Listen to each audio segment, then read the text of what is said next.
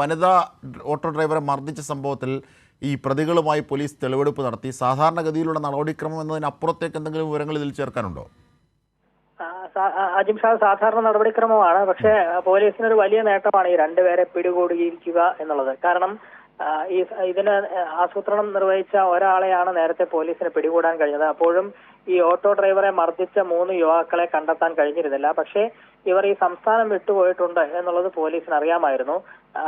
ഗോവ വഴി മുംബൈയിലേക്ക് കടന്നിട്ടുണ്ട് എന്നുള്ളതാണ് പോലീസിന് ലഭിച്ചിരുന്ന വിവരം. അതിന്റെ അടിസ്ഥാനത്തിൽ ഇവർ സഞ്ചരിച്ച വഴിയെ രഹസ്യമായി പോലീസ് പോവുകയും അങ്ങനെ ഈ സംഘത്തിലെ 3 പേരിൽ 2 പേരെ മുംബൈയിൽ നിന്ന് പിടികൂടാൻ പോലീസിന് കഴിയുകയുമായിരുന്നു.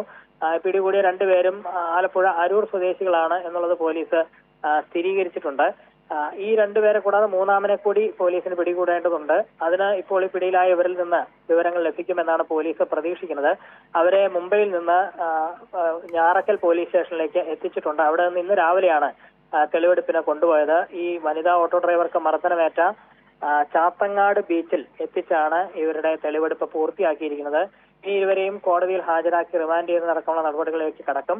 അപ്പോഴും 2 പേരെ കൂടി ഇനി ഈ കേസിൽ പിടികൂടാനുണ്ട്. അത് ഇവർക്ക് ഈ ഇത്തരത്തിൽ ജയയെ മർദ്ദിക്കാനായി നിർദ്ദേശം നൽകിയ മുഖ്യ ആസൂത്രകൻ സജീഷ്, ഒപ്പം ഈ കൃത്യത്തിൽ പങ്കെടുത്ത 3-ാമൻ, ഈ 2 പേരെ കൂടി പോലീസിന് കണ്ടെത്തേണ്ടതുണ്ട്. നിലവിൽ 4 പേർ അറസ്റ്റിലായ സാഹചര്യത്തിൽ അവശേഷിക്കുന്ന 2 പേരെ കൂടി ഉടൻ പിടികൂടാൻ കഴിയും എന്ന് തന്നെയാണ് പോലീസിന്റെ പ്രതീക്ഷ. അജിം ഷാ. ശരി ഉമേഷാണ് വിവരങ്ങൾ വിശദാംശങ്ങൾ.